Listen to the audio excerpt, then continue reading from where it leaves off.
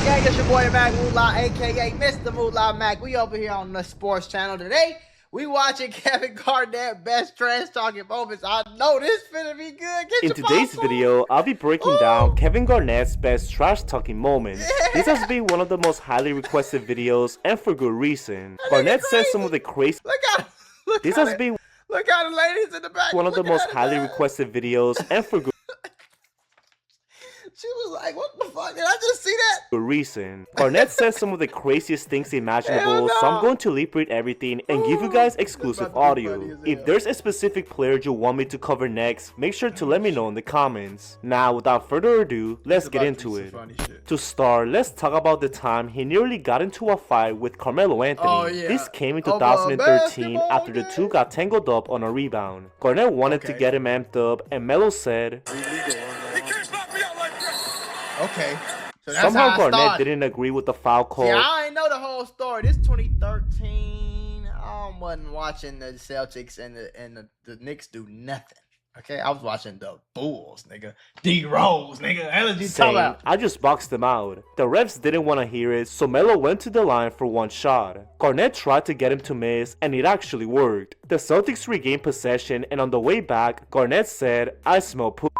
Yeah, I smell pussy. he really said that, and Melo confirmed it on a recent podcast.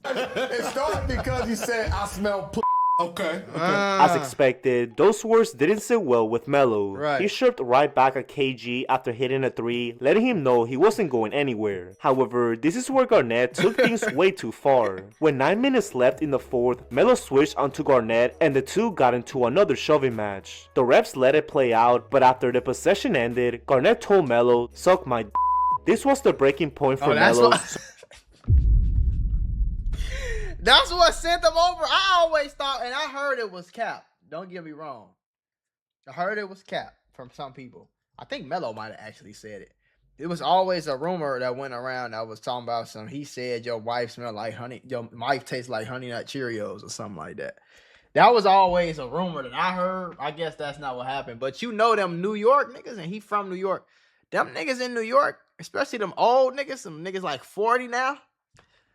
You can't tell them to suck your dick. Like, yeah, you can't say that. They will crash all the way out. Like, So he kept going So at that Garnett. makes sense. He wanted to see if he was about that, saying, "You're soft. I'll beat your ass." Melo also called him a 3 straight times and told him exactly what was going to happen.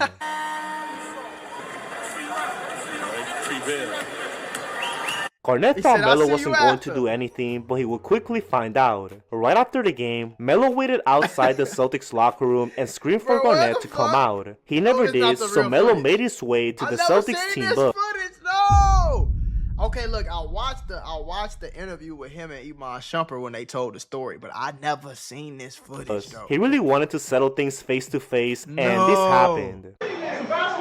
Over a basketball game.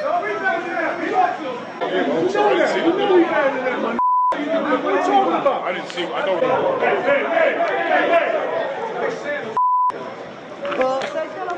That's how heated Shit, I things can't got, stand and this. Melo even received a Melo was 1-game tweaking. suspension by the league. Garnett If you want the chance to win 2 tickets to a UFC event in Los Angeles plus $2,000, you need to listen to this right now. Stop what you're doing and listen. Morgan & Morgan is giving away 2 tickets to the UFC 331 in Los Angeles plus $2,000 for all travel expenses. And I know it's a lot of y'all UFC fans that like to see a little fight or something, like to see a little person get knocked out or something.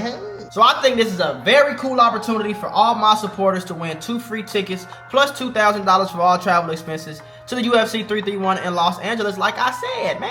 Oh yeah, and if you ever get hurt, injured, or anything like that, don't call no other lawyers. Don't call no other office.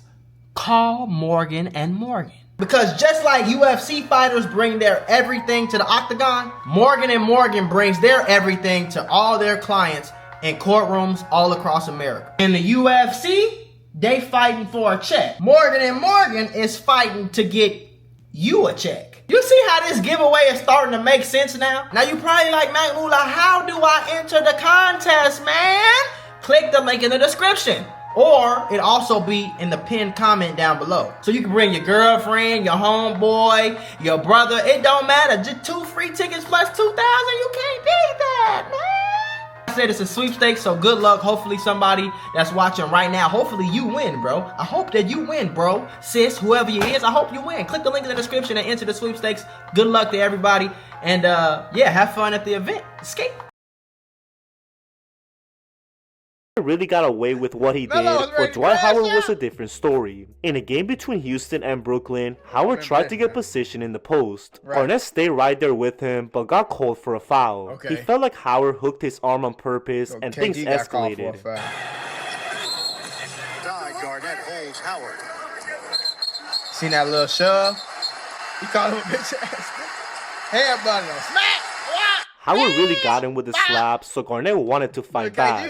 He kept chasing him and even picked up Trevor Ariza in the process. Garnett was going through all kinds of emotions, which led to this infamous line.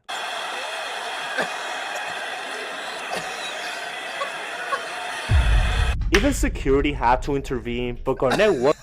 That nigga crazy, gang. When this nigga get to talking to himself, that nigga crazy. He entered the flow state. There's nothing you can do. Wasn't done. He tried to sneak in from behind and go at Howard one last time. He was held back once again and had even more to say. He said, "I'm on my."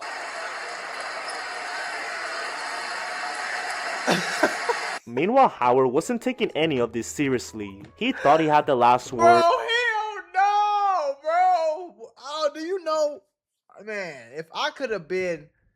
I see why I used to always think like, damn, could I get paid to sit on the bench? I'm like, hell yeah, but that should be weak as hell. I see why it's that shit is probably fun. You ain't got to do nothing. You still getting nowadays. You still getting 5-6 million a year to not play. I mean, you would go out, club, party, shit. But Garnett wanted to escalate things after the game. You can see this. I haven't wanted smoke in a very long time. I wanted smoke. I wanted so much smoke that I got dressed early. Because people don't know that when we left the court, we were still in the back trying to. Yeah, and I was like, man, what am I? I caught myself I was in the dark. I had a wife beat on, and I was ready to. You know what I'm saying? Man, I looked up and I saw my wife and my kid walk out. Oh, yep. That'll do it, boy. Who knows what would have happened if his family had not been there, but Garnett kept it moving. Antonio McDyess, on the other hand, made him rethink his actions. Back in 2007, the Pistons were going neck and neck with the Wolves. McDyess wanted to get going, but Mark Madsen guarded him pretty well. That led to Rip Hamilton making a play, and with Madsen all over him, McDyess threw an elbow. Garnett didn't like that, and this happened. And McDyess and Garnett. Damn, are you ready to what? What's up, nigga? What's up, nigga? It's funny how Garnett ran backwards the entire time, but he told McDyess, that's some bullshit. That shit. Garnett just wanted to stand up for his guy, but McDyess didn't want to hear it. He thought Garnett was actually snitching to the refs, and the two ended up getting ejected. Crazy how that played out, but nothing compares to how much Garnett despised him. Look at that long ass jersey. Crazy how that played out, look but at nothing that. Why is the jersey going to this nigga's knee? Compares to how much Garnett despised Tim Duncan. During the late 1990s and 2000s, Duncan was considered the best power forward in the league. Garnett wasn't far behind, so he tried to get in his head every time they played. He can +1. He can +1. As you saw, Duncan didn't give him the reaction he was looking for, so Garnett kept going at him. On February 4th, 2002, the Spurs had a big lead against the Wolves. Garnett was frustrated with how the game was going, so he started talking crazy to Duncan.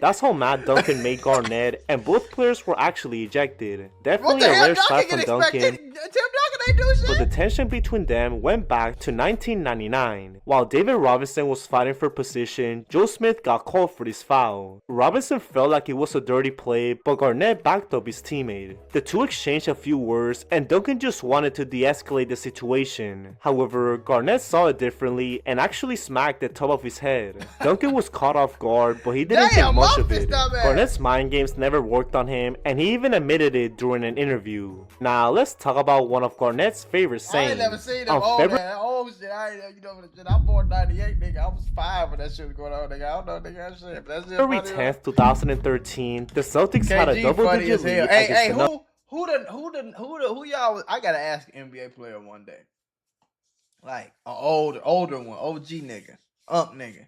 I gotta ask him like, who was the best shit talker? KG, give me like top 5 shit talkers in the league while you was playing. I know KG gotta be on there for sure. I heard they say Larry Bird used to talk shit, Michael Jordan used to talk shit.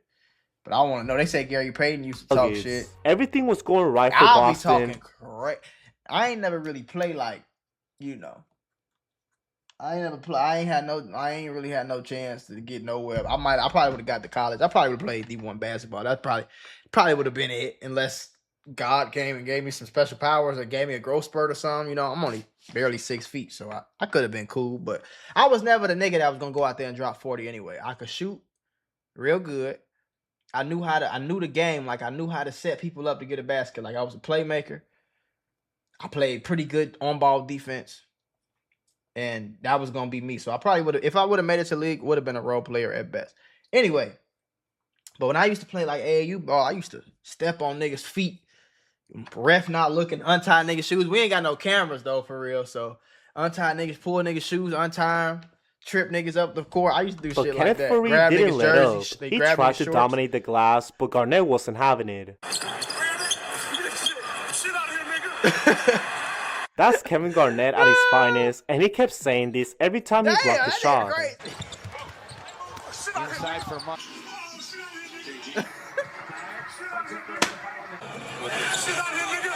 It's crazy how you can literally hear all this at full volume, and sometimes I wonder what KG would have been like in the NBA bubble. It might have been too much for national TV, and this next clip perfectly explains why.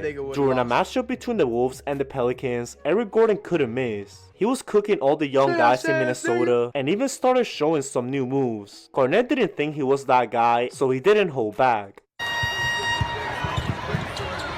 I don't even think this nigga was playing. This has to be one of the funniest. He's saying that in front, bro. This nigga is clips crazy, out there, bro. and Minnesota somehow came back and won the game. Damn. Maybe Garnett has a reason for everything he says, but he didn't have the same patience with Gerald Wallace. It all began on November 28, 2012. Garnett tried to make a move, but Chris Humphries gave him a hard foul. Garnett thought that wasn't a basketball play and said, "Y'all gotta look at this shit."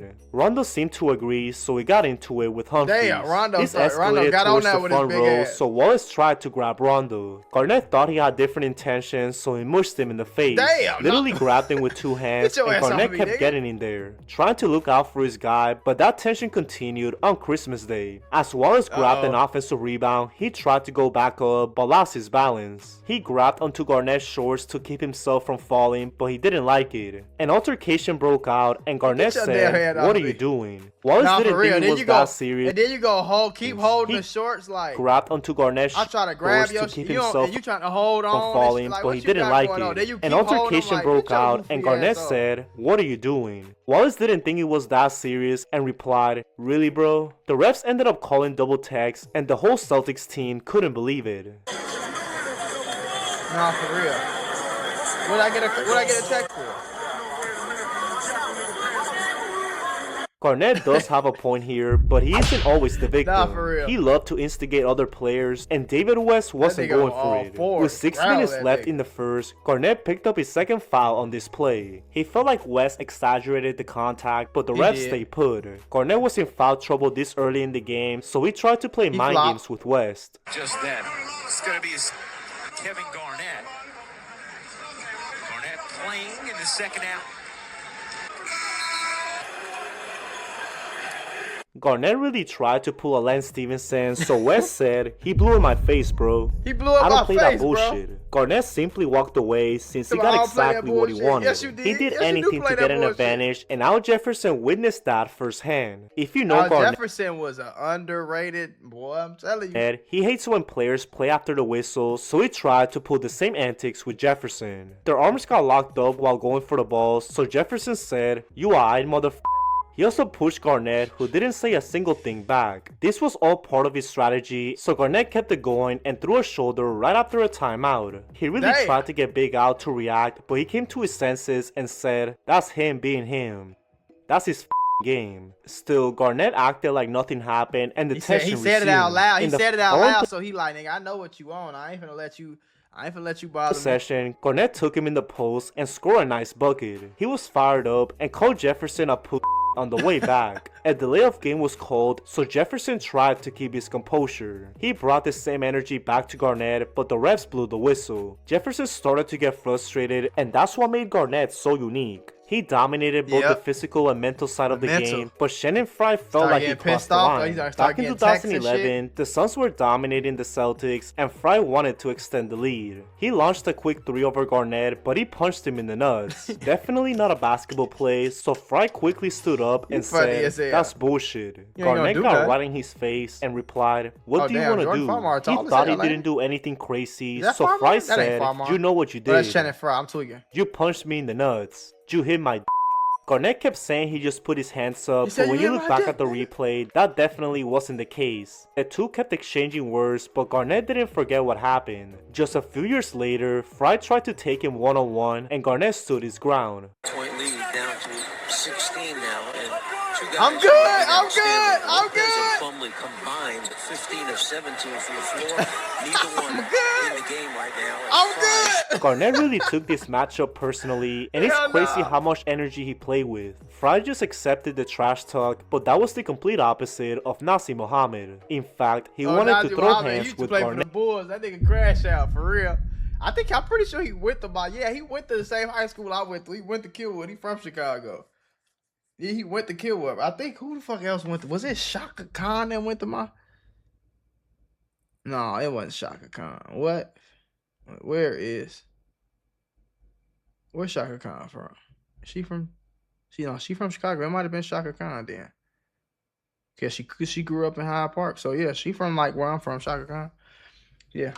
This happened in 2009 I'm pretty sure she went to after Kenwood, Garnett same school I got went called to, for an offensive foul. Muhammad felt like Garnett made too much contact with his face, but Garnett said, "What?" He couldn't believe the call, so Muhammad wanted to have a few words. Garnett tried to just walk away, but he said, "Watch out, man.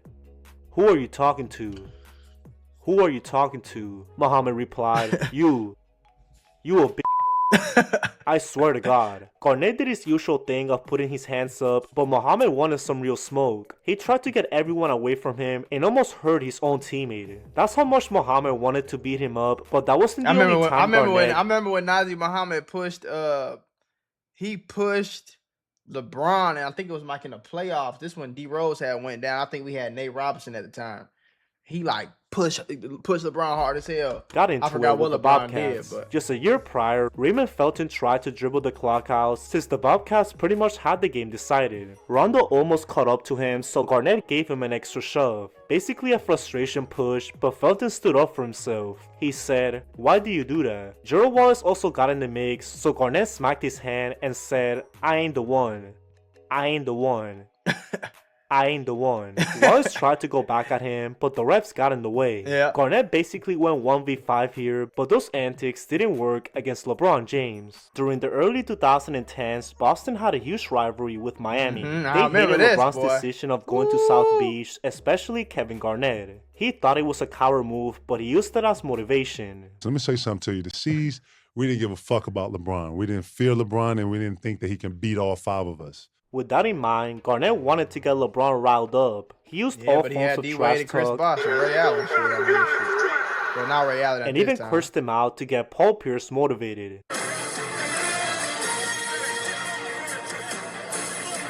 However, LeBron... He and Paul Pierce here.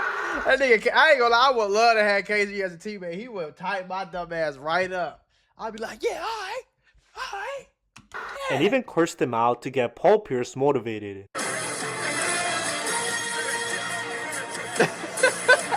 However, LeBron didn't seem too bothered by the trash talk. He actually used his own mind games against him, and Garnett couldn't do anything about it.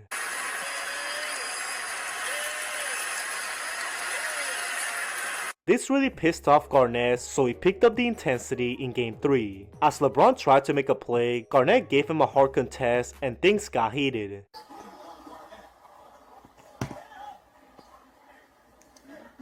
Hey, punk bitch ass nigga. You can tell Garnett really meant that, but once again, LeBron didn't buy into it. He just let his game do the talking and carried the Heat to the NBA Finals. Garnett never shook LeBron's hand after Game 7, which tells you everything you need to know.